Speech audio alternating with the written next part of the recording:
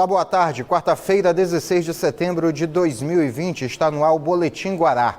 A gente começa o programa de hoje falando sobre mais um caso de veículo que pegou fogo nas ruas de São Luís. Desta vez foi um ônibus que terminou incendiado na Avenida João Pessoa, no bairro Outeiro da Cruz.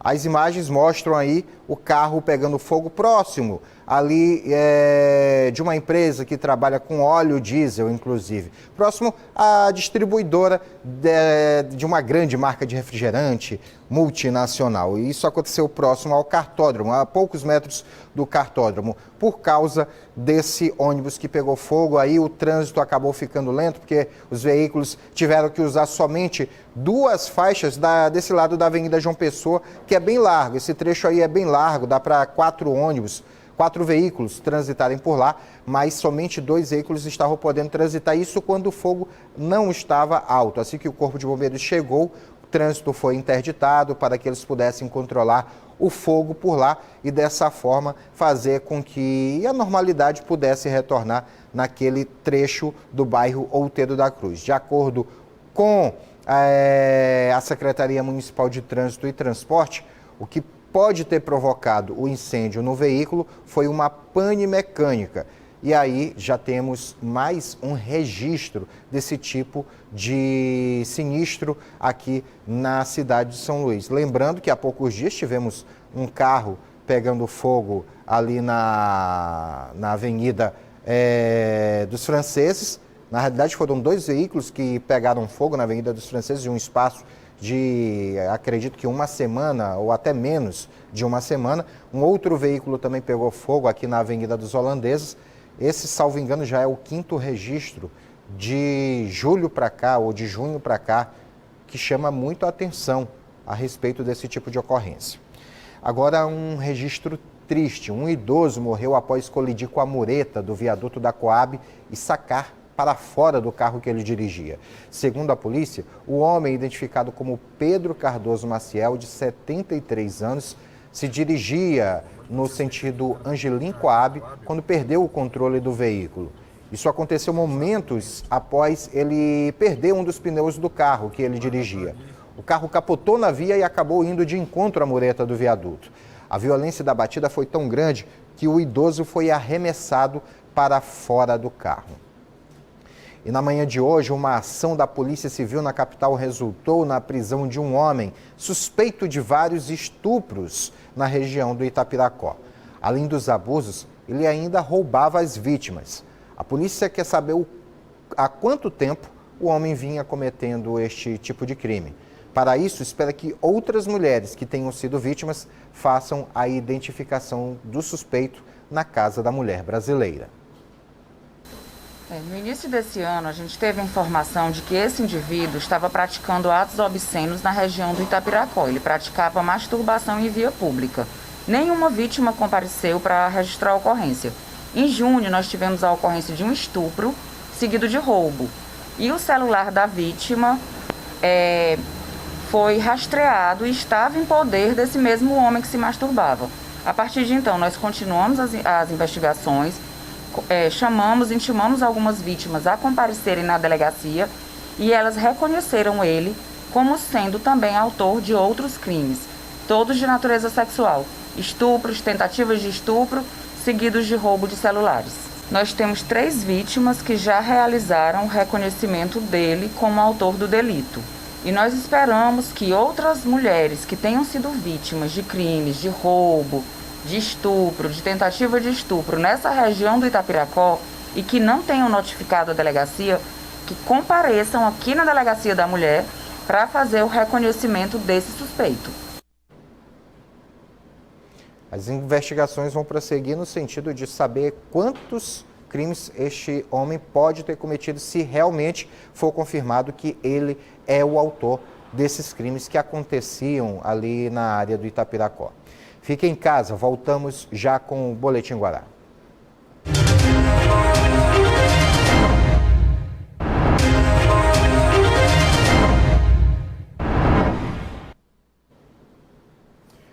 De volta ao Boletim Guará, nada como um final de semana prolongado para dar uma animada no setor turístico. Depois de meses sem clientes, os hotéis tiveram um saldo positivo com os feriados da Independência e do aniversário de São Luís.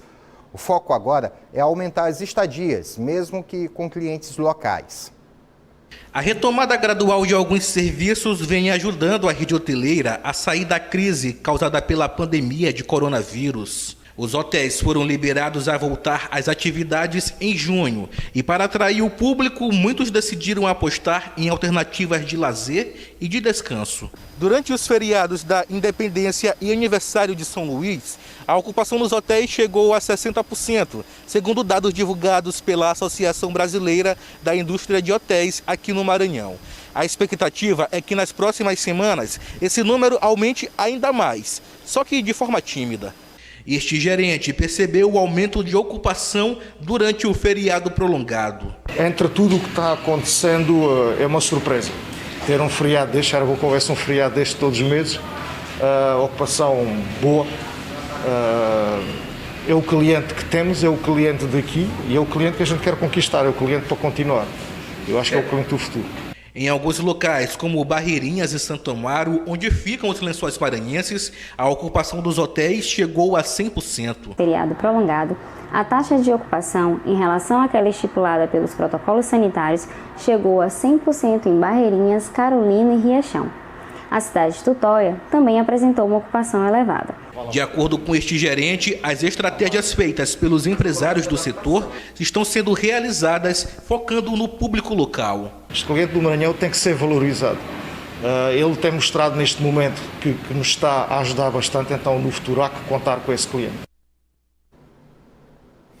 Para ampliar a assistência aos usuários do SUS e garantir maior resolutividade nas consultas da atenção básica e oferta de exames de apoio diagnóstico, o governo do estado criou as policlínicas, que estão com horários de funcionamento estendidos, abrindo até mesmo aos finais de semana. As policlínicas são um meio termo entre os grandes hospitais e os postos de saúde, ajudando a ampliar o atendimento de hospitais regionais e macro-regionais. Para falar sobre este assunto, recebo o secretário adjunto de Assistência em Saúde, Carlos Vinícius Ribeiro. Boa tarde, seja bem-vindo ao Boletim Guará. Boa tarde. Nesse momento, a rede de saúde do Maranhão conta com quantas policlínicas em funcionamento?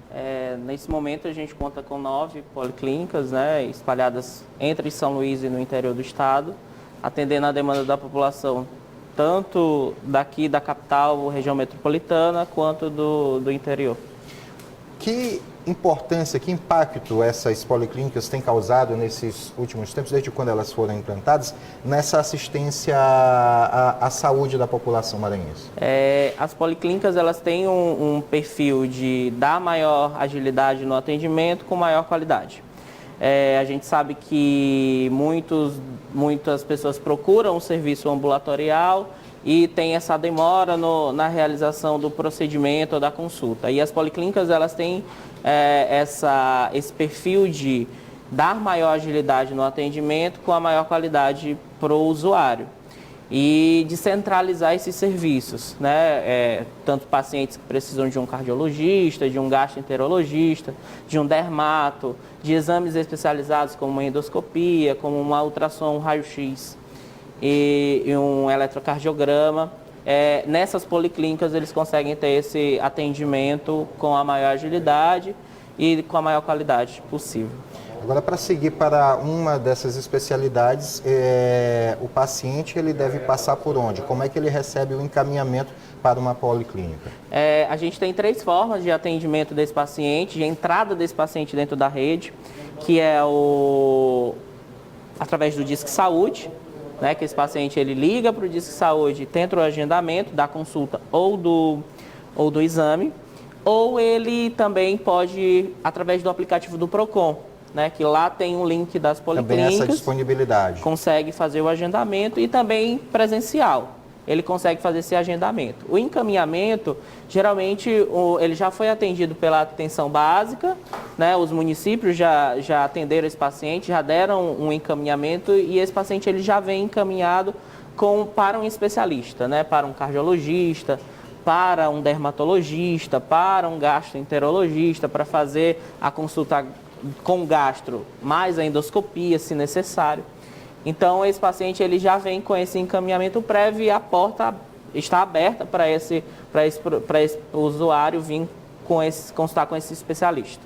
Essa iniciativa de abrir as policlínicas nos finais de semana foi para garantir uma maior fluidez desse serviço, para diminuir essa fila de espera dos próprios maranhenses que estão em busca de uma dessas consultas e exames? Isso, para dar maior agilidade nesse atendimento, já que a gente tinha uma fila de espera elevada e a gente precisava ter atendimento em todos os horários possíveis e dias da semana. Então foi colocado essa possibilidade de atender aos finais de semana para diminuir essa fila e também para aqueles pacientes que necessitam de atendimento e não têm tempo durante a semana e podem ser atendidos nos finais de semana.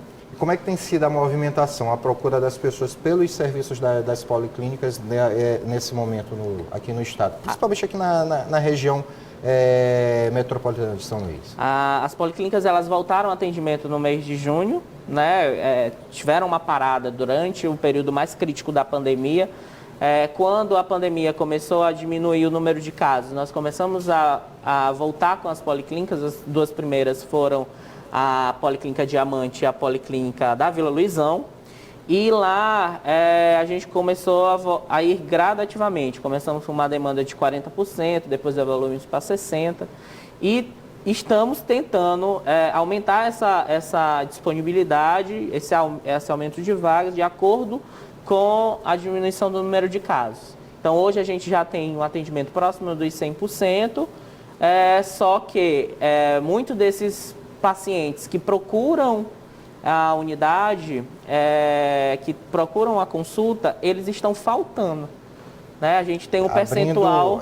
ocupando o espaço que, às vezes, muitas pessoas estavam precisando logo fazer um exame desse e acabam não indo. Né? Exatamente. Aí a gente tem um percentual aí de no mínimo 40% de desistência desses pacientes que não vão à consulta, né? Que são agendados, estão na agenda e não comparecem. E aí eles não cancelam, os pacientes não cancelam com antecedência, a gente não consegue ofertar essa vaga para outro paciente. Isso provoca algum tipo de prejuízo, para além daquelas pessoas que estão esperando, que poderiam ter sido logo atendidas, causa algum outro tipo de prejuízo, por exemplo, ao Estado, essa baixa, essa falta das pessoas que agendaram, deixaram marcado? A gente programou uma agenda com 20 atendimentos, se somente 12 dessas pessoas comparecem, 8 vagas ficam ociosas, né? Esse profissional ele fica ocioso esperando que esse paciente ele chegue.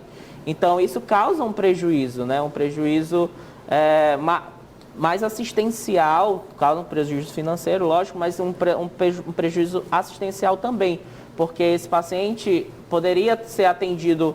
Essa vaga poderia ter sido disponibilizada para outro paciente que necessitava mais do atendimento do que esse que faltou. Certo. Inclusive, nós temos o fone para marcação, gente. O telefone para marcação é DDD 98, número 3190 9091. DDD 98 3190 9091 é o telefone para que você tenha acesso aos serviços das policlínicas em todo o estado. Pois esse número serve para todo o estado, é isso? Isso, é o Disque Saúde, que são todas as unidades que são contempladas dentro do sistema informatizado. Sim. E conseguem a marcação. Tá certo, então. A gente agradece, então, a tua participação aqui, falando um pouco sobre os serviços das policlínicas aqui no estado. E fica aí, então, para você que está em casa, essa dica, precisando dos serviços, está aparecendo agora aí na tela o número que você pode ligar para fazer a marcação, né, buscar o atendimento nas policlínicas. 31 90 90 91 é o telefone para você fazer isso. Obrigado pela sua presença aqui falando sobre o assunto. Obrigado. A gente vai, antes de ir para o intervalo, que eu já ia me precipitando. Antes do intervalo, a gente tem uma dica, porque você sabe que nesse momento difícil, toda ajuda é bem-vinda. Por isso, a Equatorial Maranhão traz de volta a promoção Energia em Dia. É uma promoção pensada para realmente ajudar as pessoas. São sorteios todo mês de um ano de supermercado de R$500. Isso mesmo, um ano de supermercado de R$500 por mês. É uma boa notícia, né? E tem também 2 sorteios mensais de 1 ano de bônus de R$ 250 para pagar sua conta de energia.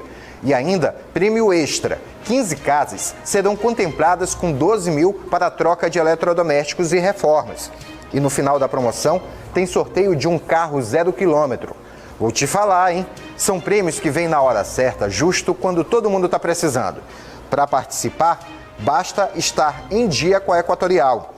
Não fique de fora. Faça o cadastro em energiaemdia.equatorialenergia.com.br. Mais do que nunca, neste momento, conte com a energia da Equatorial Maranhão.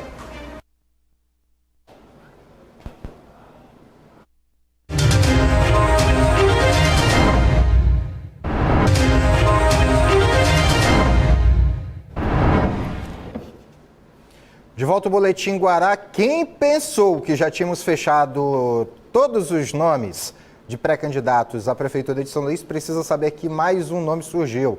O partido do vice-presidente da República vai ter candidato próprio aqui na capital. Será o apóstolo Silvio Antônio. O PRTB definiu pela candidatura própria praticamente na última hora. Havia expectativa de que pudesse coligar com o Podemos de Braide ou fechar com o Novo, mas o caminho foi diferente e próprio. Com o apóstolo Silvio Antônio, agora temos 12 pré-candidatos à Prefeitura da capital maranhense. São eles, coloca aí para mim os nomes dos pré-candidatos. Eduardo Braide, do Podemos. A vice dele, Esmênia Miranda, também do Podemos. Duarte Júnior, do Republicanos. A vice, Fabiana Vilar, do PL. Rubens Pereira Júnior, do PCdoB. Vice, Honorato Fernandes, do PT. Neto Evangelista, do DEM. Vice, Luzimar Lopes, do PDT. Bira do Pindaré, PSB. Letícia Cardoso, também PSB. Adriano Sarney, PV. Val Nascimento, PV. Geisael Marques, Rede Sustentabilidade. Janicelma Fernandes, também da Rede. Carlos Madeira, Solidariedade. E Jeremias Fernandes, também Solidariedade. A convenção deles ainda vai acontecer, viu? Iglesio Moisés, do PROS, com Mauro César, também do PROS. Franklin Douglas, do PSOL, com Ribamar Oxi, do PSOL. Hertes Dias, do PSTU, com Jairo Mesquita, também do PSTU, e o apóstolo Silvio Antônio, do PRTB. O nome do vice dele ainda não foi divulgado. Pelo que você pode perceber aí na conjuntura, praticamente todas as coligações chapa pura. Somente 3 coligações estão mescladas. As coligações encabeçadas pelo Duarte Júnior, pelo Rubens Pereira Júnior e pelo Neto Evangelista. Agora vamos atualizar os dados gerais da Covid-19 no estado do Maranhão. O número de casos confirmados de acordo com o último boletim epidemiológico divulgado na noite de ontem, 163.802 casos confirmados, 154.438 casos recuperados, 5.763 casos ativos, 3.601 óbitos. E aí eu faço uma ressalva. Estávamos há 6 dias sem registros de óbitos por conta da Covid-19. Não tínhamos há 6 dias registros de mortes por causa da doença. Nesta terça-feira voltamos a ter registros em todo o estado do Maranhão. E entre esses óbitos teve um que foi registrado, que foi de ontem mesmo, mas outros que acabaram passando batido pelos outros dias e que acabaram entrando nas contas de ontem. Casos novos, ontem tivemos 804. Na Ilha de São Luís foram 21, 25 na cidade de Imperatriz, 758 nas demais regiões. E com essa informação a gente encerra o Boletim Guará de hoje. A gente volta amanhã. Vem aí Danilo Quixaba e eu Fazemos Qualquer Negócio. Mais informações ao longo da nossa programação e logo mais à noite no Jornal da Guará. Desejo a todos uma boa tarde. Paz e bem.